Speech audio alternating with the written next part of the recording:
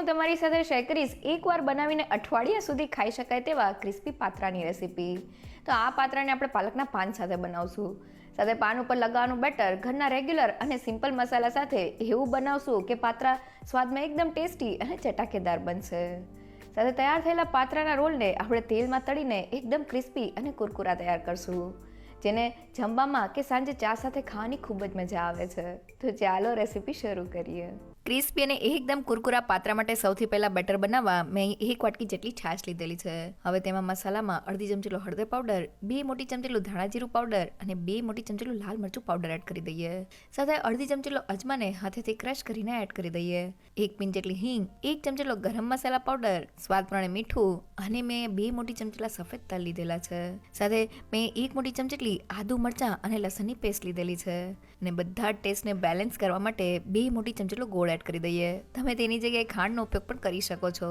સાથે 1 ચમચી લીંબુનો રસ અને પાત્રા ઠંડા થયા પછી પણ એકદમ સોફ્ટ રહે તેના માટે 2 મોટી ચમચી તેલ એડ કરી દઈએ અને બધા જ મસાલાને છાશમાં સારી રીતે મિક્સ કરી લઈએ. તો પાલકના પાનમાં કોઈ પણ જાતનો સ્વાદ નથી હોતો, એટલે બેટર બનાવતી વખતે જો આપણે થોડા ચડિયાતા મસાલા એડ કરશું તો પાત્રા સ્વાદમાં એકદમ ટેસ્ટી બનશે. તો બધા જ મસાલા છાશમાં સારી રીતે મિક્સ થઈ ગયા છે. હવે મેં અહીંયા ચણાનો લોટ લીધેલો છે. તો વાટકીના માપથી 1 વાટકી અને તેની ઉપર અડધી વાટકી એટલે કે 1.5 વાટકી જેટલો ચણાનો લોટ લીધેલો છે. સાથે 1/4 કપ અને 4 મોટી ચમચી ચોખાનો લોટ અને 1/4 કપ અને 4 મોટી ચમચી રવો લીધેલો છે. તો મેં 1 કપ છાશ સાથે 2 કપ જેટલો લોટ લીધેલો છે. હવે લોટને બેટરમાં એકદમ સારી રીતે મિક્સ કરી લઈએ. તો લોટ એકદમ સારી રીતે મિક્સ થઈને આ રીતનું થીક બેટર તૈયાર થઈ ગયું છે. અહીં આપણે પાત્રાને ક્રિસ્પી કરવાના છે એટલે બેટરને પતલું નથી કરવાનું. તો હવે તૈયાર થયેલા બેટરને હાથની મદદથી એક જ ડાયરેક્શનમાં ફેરવતા જઈને સારી રીતે ફેટી લઈએ, જેથી તે થોડું લાઇટ અને ફ્લફી તૈયાર થઈ જાય. તો લગભગ 2 થી 3 મિનિટ જેવું થઈ ગયું છે અને બેટર એકદમ સારી રીતે ફેટાઈને આ રીતનું ફ્લફી તૈયાર થઈ ગયું છે.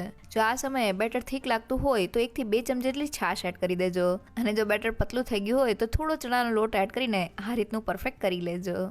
તો મેં બેટરને તૈયાર કરી લીધેલું છે. બેટરના આ માપથી 8 મીડિયમ સાઇઝના પાત્રાના રોલ તૈયાર થશે. અહીં આપણે બેટરને છાશ સાથે બનાવેલું છે. પાણીની જગ્યાએ છાશનો ઉપયોગ કરવાથી પાત્રા સ્વાદમાં એકદમ ટેસ્ટી બને છે. સાથે તે 4 થી 5 દિવસ સુધી સારા રહે છે. સાથે બેટરમાં આપણે ચણાના લોટ સાથે થોડો ચોખાનો લોટ અને રવો એડ કરેલો છે. ચોખાના લોટને લીધે પાત્રા ક્રિસ્પી તૈયાર થાય છે, જ્યારે રવો બેટરમાં રહેલા પાણીને એબ્ઝોર્બ કરીને પાત્રાને 100% ક્રિસ્પી અને કુરકુરા તૈયાર કરે છે. અહીંયા જો ઘરમાં ચોખાનો લોટ ના હોય તો તમે ચણાના લોટ સાથે બસ રવો એડ કરી દેજો.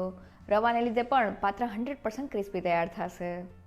સાથે આપણે બેટરને થોડું થીક રાખવાનું છે, કારણ કે આપણે પાત્રાને ક્રિસ્પી તૈયાર કરવાના છે. જો બેટર ઢીલું હશે તો પાત્રાનું ક્રિસ્પી ટેક્સચર નહીં આવે.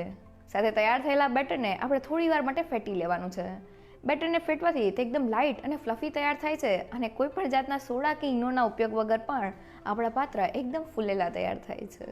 અને હવે પાત્રા બનાવવા માટે મેં અંદાજે 150 થી 200 ગ્રામ અને એક મોટી સાઇઝનું પાલકનું પૂળ્યું લીધેલું છે. તો મેં આ રીતના તાજા અને કુમળા પાનની પસંદગી કરેલી છે, જેમાં નસો એકદમ પતલી હોય છે. બસ મેં પાનની નીચે રહેલા ડાળીના ભાગને કટ કરી લીધેલો છે. અને રોલ બનાવવા માટે એક પાનને લઈને તેની ઉપર બેટર લગાવી દઈએ. હવે તેની એક બાજુએ નાની સાઇઝના પાનને રાખીને તેની ઉપર બેટર લગાવી દઈએ અને બીજી બાજુએ ફરી પાછું નાનું પાન રાખીને તેની ઉપર પણ બેટર લગાવી દઈએ. હવે ફરી પાછું સેન્ટરમાં એક મોટી સાઇઝનું પાનને રાખીને તેની ઉપર બેટરને લગાવી દઈએ અને ફરી પાછા 2 નાની સાઇઝના પાનને રાખીને તેની ઉપર પણ બેટરને લગાવી દઈએ. અને છેલ્લે સેન્ટરમાં ફરી પાછું એક મોટું પાન રાખીને તેની ઉપર બેટર લગાવી દઈએ. તો આ રીતના પાનને રાખવાથી અંદર એકદમ સરસ લેયર તૈયાર થાય છે.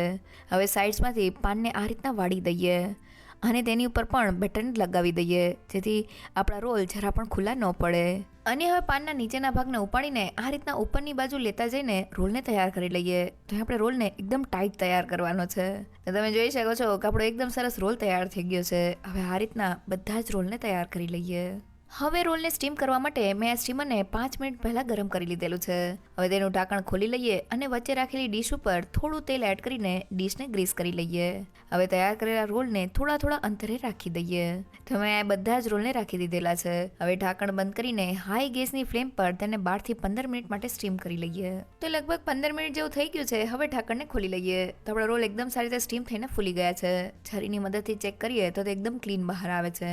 મીન્સ રોલ અંદરથી જરા પણ કાચા નથી. તો ગેસની ફ્લેમ બંધ કરી દઈએ. તો મેં પાત્રા બનાવતી વખતે પાલકના કુમળા અને તાજા પાનનો ઉપયોગ કરેલો છે, જેમાં નસો કાઢવાની જરા પણ જરૂર નથી. અહીંયા જો તમારા પાન મોટી સાઇઝના હોય અને વચ્ચેની નસ જાડી હોય તો તેને છરીની મદદથી કાઢી લેવી. જનરલી પાત્રાના રોલ બનાવતી વખતે આપણે પાનને ઉપર નીચે રાખીને રોલને તૈયાર કરતા હોય છે, પણ અહીંયા પાલકના પાન એકદમ નાની સાઇઝના છે, એટલે પાનને એક બાજુએ રાખીને આપણે રોલને એકદમ ફટાફટ તૈયાર કરી શકીએ છીએ.